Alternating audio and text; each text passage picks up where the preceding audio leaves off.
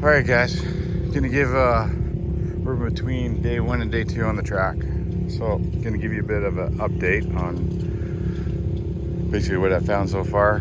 Just watering down the track now, so we'll do day 2, and I might find a few more differences, but for the most part, they're pretty obvious differences. If we started just at the agility of these two machines versus each other on the track, I'll put them close in one way, pretty close together. I mean, they get around at very close speeds to each other, you know, lap time wise and all that. They get about it in a bit of a different way. And it's funny, this XP Pro still has a feeling of being up a little bit taller, but when you put your pedal down, it's amazing. It actually is super planted and grounded and not lifting up on me. The X3 has that lower feeling, but yet it was willing to go up on two wheels pretty little easier than I thought. So that's the agility factor there. So let's go to like speed. When it comes to speed, you got, you know, 20 more horse more or less over this XP Pro. And do you notice that? No, this one will crank on the little straightaways a little more once it hooks up. Sure, it's gonna go a tiny bit faster here and there, like so minimal. And you know, on a track that's only how many straightaways, but it also starts spinning the tires more too. This one here has a way of, it's like the power delivery, this is the way it goes, and the machine goes with it. It digs down, and it's like kind of like it just squats down, digs down, and bites. A little less spin and takes off. So it hooks up a little better that way once the pedal's down. So going to the pedal down part. So with the Rzr XP Pro, I can keep the pedal down on the track a lot more than with the X3. The X3, what we're running into is limitations in the suspension, which give you limitations in keeping the pedal down, because you learn its limits and then you got to pull back, figure out where they are, and figure out different ways to excel and keep fast on the track. Because you got to let up jumps, you know, the moguls or whatever, the whoops. Definitely got to pull out back a bit. This one handles all that better is what I should say. So as far as the speed goes and all that stuff, it's not really a factor on the course. The extra horsepower is not giving any gains really. The suspension, like I say, I think it comes down to the springs. Sure, some revalving would change things too. So we got walkers on this, it's the base model, and then we got the Foxes on the XDS that has rebound control. It's got some more settings and stuff you can play with it, yes, but it wasn't a factor anyways. We maxed these settings out to the best they could be for the track, versus this one I could leave on full soft or stiffen them up, make them in the middle, and it just does good either which way. Not even close to bottoming out in this machine ever, and ending on the shocks to their limits. And I haven't pushed this one to full max yet, whereas this guy is pushed to its full max to the point where we gotta say, hey, we gotta go back on this jump, let up on this one. It just, the back end's bottoming out, the front end is even worse. So if it's the springs or what, I don't know, but they can't handle a whole lot. It's not a very good setup for this much of a performance machine. The quality in that area should be much better. So yeah, that's kind of the big split between these two guys. Is honestly, suspension's the hugest thing. If the X3 had its suspension where it should be, it'd be biting down way harder, and maybe that horsepower comes into play and does some good for you. But right now, when you got 20 more horsepower and you're pulling back to keep up with this safely and get around, you're not using that horsepower anyway, so there is no advantage with it. What else can I just say? I mean, as far as if you want to, you know, buy something for a racetrack, racing and stuff, out of the box, which nobody keeps these things out of the box once they start doing racing and stuff, but out of the box, this one will just simply take this one out, no problems. So it's just to compare, just giving people ideas. I'm not saying to buy this one versus this one, just giving some information between the two as fairly stocked machines each, how they compare. And yeah, I really wish I could just swap all the suspension out and put the real digs in there that belong in there, then do a comparison, and it might be different, but they're very, very close machines. And can't get into the reliability issues one versus the other. I haven't owned one of these, and can't go off of online what everybody's always saying. Half the people don't even own one, they're talking about them. So, and the other people are riding that do own them. So, or if you own these, they don't like those, or they like own one of those, then they don't like these, right? So I'm just giving an open version of these two machines versus each other. So there you have it. We're gonna rip them more today. Maybe I'll find out some more stuff that sets these guys apart. Got some nice beefy axles on these guys, so just noticed that too, compared to those little axles up there. Comfortability, oh, there's another thing I kind of miss. Comfortability, I mean, they're both comfortable in different ways. I really like the seats and the seating position, everything about the XP Pro. I like it here too. You kind of got to duck and dive into this one. It's a little more work. This one here, you just open the door and slide right in. You literally just kind of fall in the seat. It's pretty nice. Stock seats like that. Totally different back end suspension setup. Again, the bigger axles.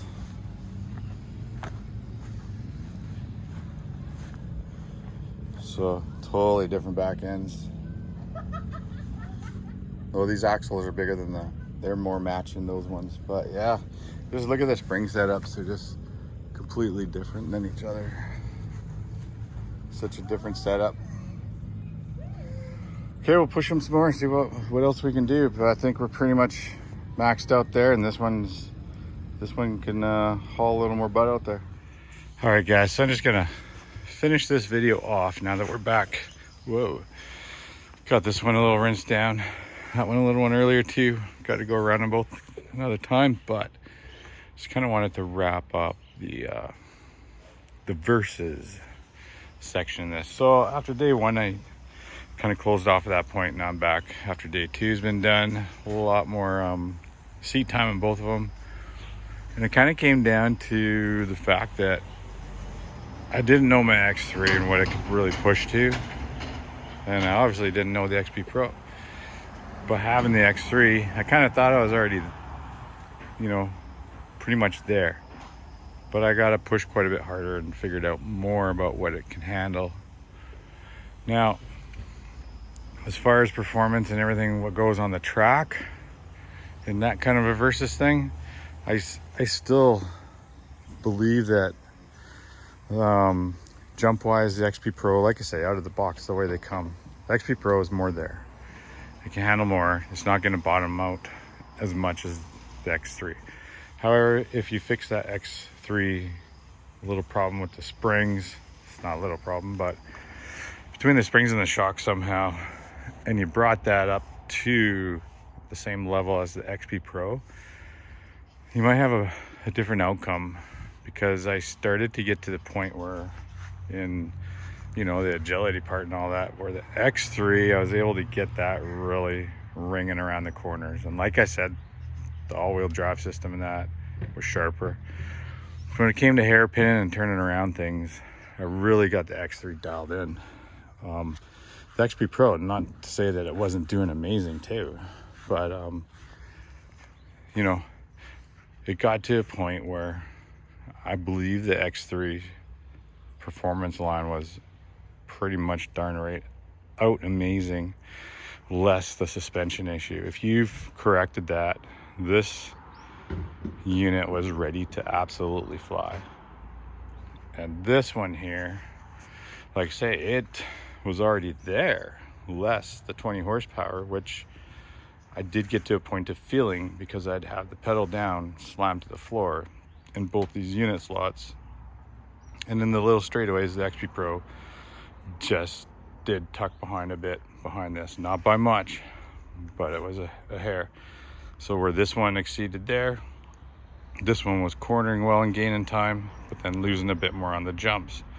All in all, I believe if I had them both absolutely pinned and hammered down, stock the way they both are right now, I honestly believe I could give this to the XP Pro out of the box. The adjustments done on the X3, XP Pro, I believe is going to get edged out. Now, if you go to the suspension improvements you could do to this one with the dynamics, well, I think we got another ball game there. I got a funny feeling I could drive that XP Pro to still beat that X3. So anyways, both amazing machines. They both come in a form that they're exciting. They're super high performance for sure. Both amazing to drive, just in different little ways. Go into some of the other details about it. Versus wise, comfortability in the XP Pro, it was just a little bit more for me. I love laying down in the X3. I love that seating position. This one's just a little less of that. But to open the doors and just sit in those seats, they really do cradle you. And they do have some comfort to them. So while you're driving, it just felt like I was constantly hugged in there. A lot less, your butt wiggling around and whatnot.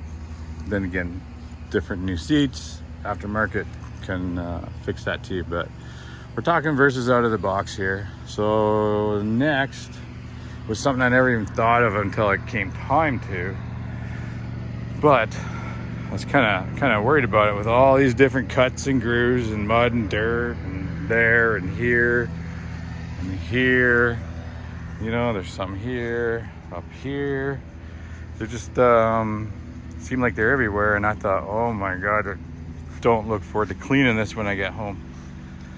Well, let me tell you, I've never really had a whole lot of fun cleaning the X3. It's got a lot of nook and crannies and all that kind of stuff on it. But on the XP Pro, it's got kind of the same thing you'd think up front until you get washing it. It really came down to just keeping the trigger down on the water and just don't stop. Start at the top and work your way down and down and down and down, and everything just drained. Amazing. Like, you just kept washing, so all these different slots ended up just helping you get to everywhere you wanted. You're able to access like everything to clean super easy. So cleanability, I mean, it's not a huge factor in what you're going to purchase, but just a thought to pass on. Super easy to clean this one and just to get in everywhere as is, like you say, compared to the X3 is the servicing. The servicing is just that much easier on Rzrs. They always kind of have been, but awesome too about the seats. You move this and you got your big service panels right there. Everything opens up. You can just get to everything from every angle in this. The other thing too is about the seats with the cut lines and that. As much as they might feel a little funny, the first time you feel them against you, I'm gonna tell you, when you're racing around, and we were out in like 30 plus heat with all the forest fire smoke and everything trapping the heat in it, it was absolutely awful, sticky, sweaty, and super gross. But this baby was so nice to drive because it ventilated and you felt the cooling coming through the seats. You felt the wind and the breeze. It was awesome. Whereas in here, it was pretty much like sitting in an oven for sure. There's no escape. So yeah, all these different things. And shockingly, I barely got any mud in here whatsoever, or dirt from the track, and it was gooped on everywhere else really good. So, I mean, nothing went down there. But yeah, so, I mean, like you say, we've kind of got everything out in the open now. The versus point, I'm going to just say, like, at the end of the day, they drive a little different than each other. They both perform amazing. Yeah, one can, smidge out another one in a race and whatnot.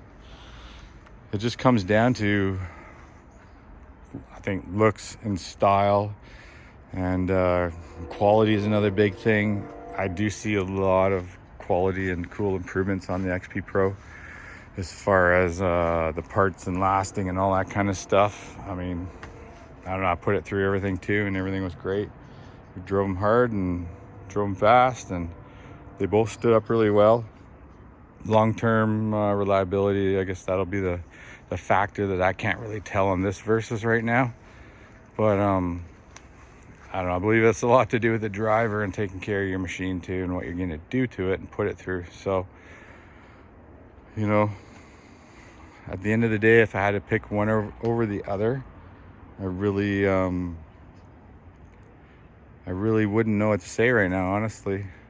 It's so close, that's not funny. I mean, you got the screaming triple cylinder, then this sound of the Rzr as well is pretty awesome too. So I really couldn't say if I would go sway one way or the other. It's so close. So I didn't say much to sway anybody to one or the other. I'm sorry about that. But if honestly right now I could probably get the XP Pro with the dynamics and the ride command and all that, I'd be pretty interested in that, to be honest. That would soup it up pretty good. If the X3 came out with some sort of a ride command, something cool like that as well, and the smart shocks on the XDS 64, oh, then that'll just make everything harder. Then I have to do another video or find one on which one of those are better.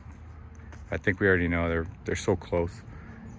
So there you go. It's not gonna help sway anybody, I don't think, in a whole lot of ways. It's a matter of style and feel and sitting in it and comfortability, and some of the details you guys gotta choose over the other one. So that'd be a wrap. Everybody comment below which one they would pick. Subscribe to the channel. Thanks for watching, and let me know if you have either or have had both yourself. What do you like better over the other one? Thanks for watching, guys.